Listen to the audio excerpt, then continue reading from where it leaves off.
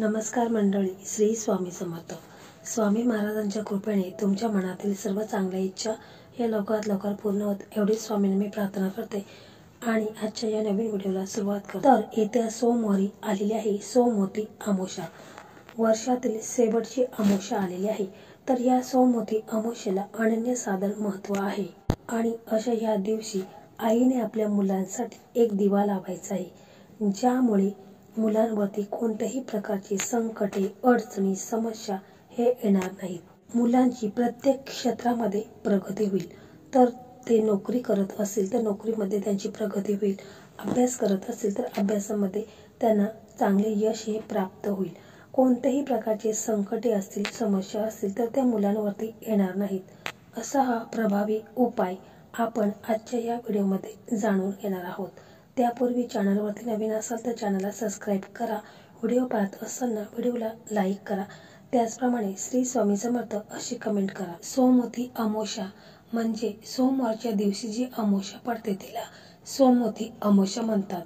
त्या दिवशी काय करावे लागते? पिंपळाची परिक्रमा, तुळशीची परिक्रमा, पूजापाठ काहीही करावे, पण सोमवती अमावस्येच्या दिवशी दान करावे, सत्कर्म करावे, भजन करावे. अमावस्येच्या विधानशास्त्र काय सांगते? शनी अमावस्यापेक्षाही सोमवती अमावस्या ही मोठी मानली जाते. असे सांगितले जाते की जेवढेही ग्रह आहेत सर्व ग्रह चंद्रदेव सोबत भगवान शंकराची आराधनामध्ये डुबतात.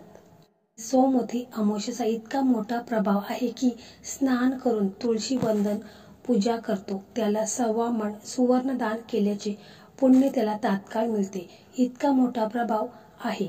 सोमवती अमावस्येचे खूपच असे महत्त्व आहे. ही अमावस्या भगवान विष्णू आणि पूर्वजांना समर्पित आहे. या विशेष प्रसंगी पवित्र नद्यांमध्ये स्नान आणि ध्यान करण्याची परंपरा आहे. विशेष वस्तूही दान केल्या जातात. श्रद्धेनुसार असे केल्याने न कळत केलेले सर्व पापे हे दूर होत असतात असे देखील मानले जाते. या दिवशी काही चुका केल्याने आपल्याला जीवनामध्ये अनेक समस्या, अडचणी ह्या येत असतात. तर तुम्हाला पितृदोषाची समस्या तुम्हाला भेडसावत असेल तर सोमवती अमावस्येच्या दिवशी स्नान करून पितरांना काळे तीळ मिसळून अर्ध अर्पण करावे. असे मानले जाते की असे केल्याने मनुष्याचे सर्व त्रासांपासून त्याला मुक्ती मिळत असते आणि पितृदोष दूर होत असतो. अमावस्या तिथीला खूप असे महत्त्व आहे. त्यात सोमवती अमावस्येला विशेष असे महत्त्व आहे.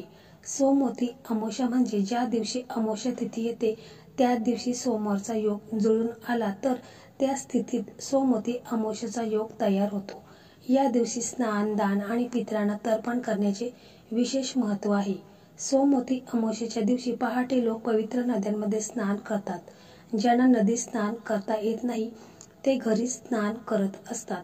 आंघोळीच्या पाण्यामध्ये आपण या दिवशी थोडंसं गंगाजल आणि काळे तीळ टाकून आंघोळ करायची आहे. यामुळे देखील आपला पितृदोष कमी होत असतो. तसेच त्याच्यानंतर सूर्यदेवांना अर्घ्य द्यायचा आहे.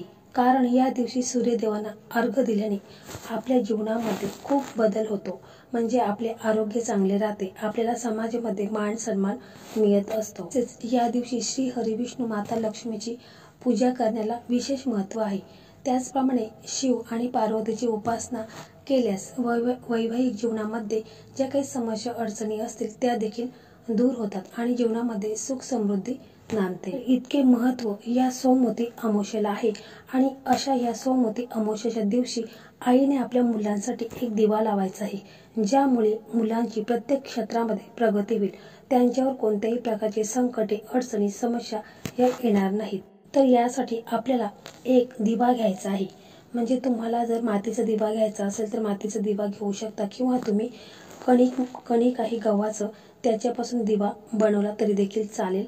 त्या कणिकमध्ये तुम्हाला मीठ टाकायचं नाही आणि अशा पद्धतीने तुम्हाला दिवा तयार करायचा आहे. तर दिवा हा तयार केल्यानंतर तुम्हाला संध्याकाळी 6 ते 6:30च्या नंतर हा उपाय करायचा आहे. म्हणजे तिन्ही सांजेच्या वेळेस लक्ष्मी मातेच्या आगमनाच्या वेळेस आपल्याला हा उपाय करायचा आहे. त्यापूर्वी तुळशी मातेसमोर आपल्याला एक दिवा लावायचा आहे. तसेच त्या दिव्यामध्ये आपल्याला चिमूटभर हळद टाकायची आहे आणि थोडे काळे तीळ टाकायचे आहेत आणि तो दिवा तुळशी मातेला अर्पण करायचा आहे. आणि तिथे आपल्याला ओम नमो भगवते वासुदेवाय नमः हा मंत्र जप आपल्याला करायचा आहे। त्याच्यानंतर मग आपण आपल्या देवघरासमोर देखील एक दिवा लावायचा आहे, अगरबत्ती लावायची आहे आणि हा उपाय आपण देवघरासमोर केला तरी देखील चालेल। तर हा उपाय आपण आपल्या मुलांच्या सुखासाठी, त्यांच्यावर कोणत्याही प्रकारचे संकट येऊ नये त्यासाठी आपण हा उपाय करत आहोत। त्यापूर्वी आपण आपल्या देवघरासमोर हात जोडून श्री हरी विष्णू माता लक्ष्मीला प्रार्थना करायची आहे की माझ्या मुलांवरती कोणत्याही प्रकारचे संकटे असतील, समस्या असतील, ते दूर होऊन त्यांच्या प्रत्येक क्षेत्रामध्ये त्यांची प्रगती होत राहो। अशा प्रकारे आपल्याला श्री हरी विष्णू माता लक्ष्मीला प्रार्थना करायची आहे। त्याच्यानंतर आपण हा उपाय करायचा आहे।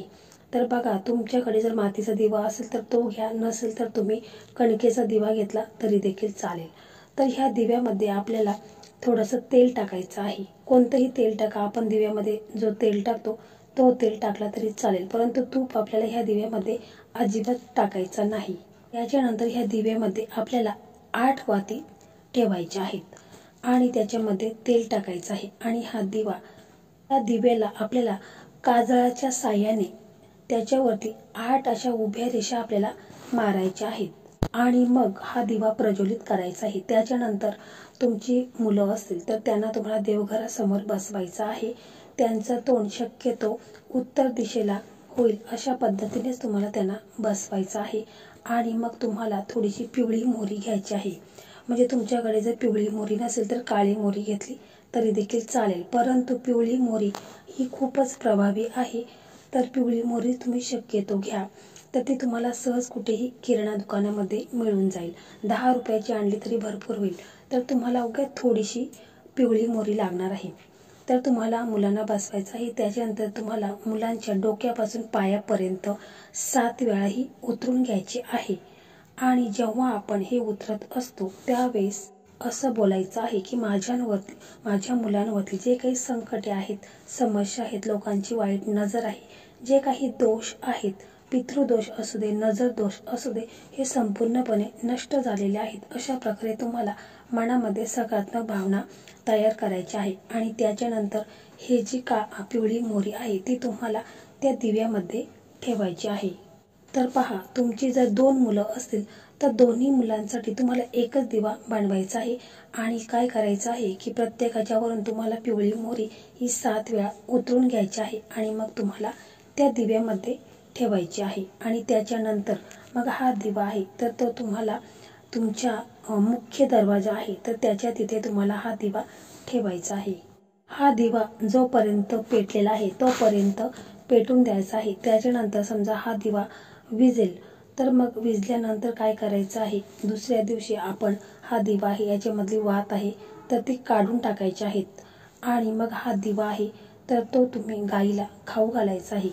यामुळे मुलांवरती जे काही संकटे, अडचणी, समस्या आहेत तर त्या पूर्णपणे दूर होतील। किंवा जर तुमच्याकडे गाय नसेल तर तुम्ही हा दिवा आहे तर तो तुम्ही एखाद्या झाडापाशी टाकून दिला तरी देखील चालेल। तिथे देखील किडे मुंग्या आहेत तर तो दिवा खाऊन टाकतील किंवा पक्ष्यांना खायला दिला तरी देखील चालेल। तर असा हा खूप प्रभावी उपाय आणि खूपच असा महत्त्वाचा उपाय आपण या सोमवती अमावस्येच्या दिवशी आवर्जून करून पहा। मुलांवरती कोणत्याही प्रकारचे संकटे, समस्या असतील किंवा नजरबाधा त्यांना झालेली असेल, जे काही त्यांचे दोष असतील तर ते दूर होतील। खूप प्रभावी आणि चमत्कारी उपाय आहे। तर मंडळी, अशा प्रकारे आजचा हा व्हिडिओ होता। हा व्हिडिओ तुम्हाला कसा वाटला कमेंटमध्ये नक्की सांगा। व्हिडिओ आवडला तर व्हिडिओला लाईक करा, शेअर करा आणि चॅनलला सबस्क्राईब करा। धन्यवाद।